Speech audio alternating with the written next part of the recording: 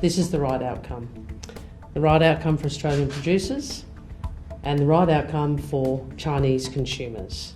I welcome the development this afternoon that our barley growers and our exporters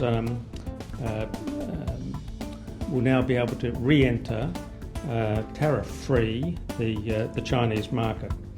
It's another very positive step in the full resumption of normal trade between Australia and China.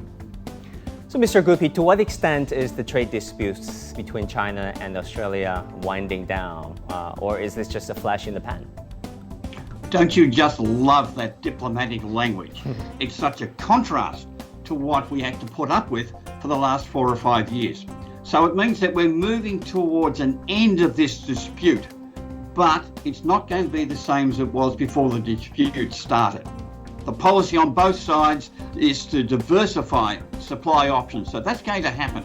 But this bent towards diplomacy with Minister Wong and Minister Farrell means we're less likely to see a repeat of those aggravating circumstances that led to this frosty environment. However, that being said, this can still be undermined by ill-considered action around defence and foreign policy. It's a step in the right direction, but it's not yet a conclusion.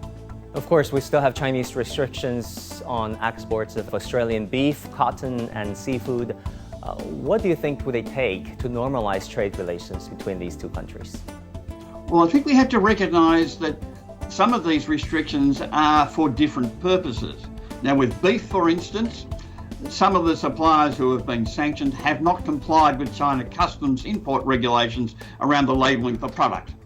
That's an administrative issue, and certainly diplomacy allows those administrative issues to be addressed more easily. In other areas, it will be a continuation of diplomacy and the quiet discussions that will normalise relations.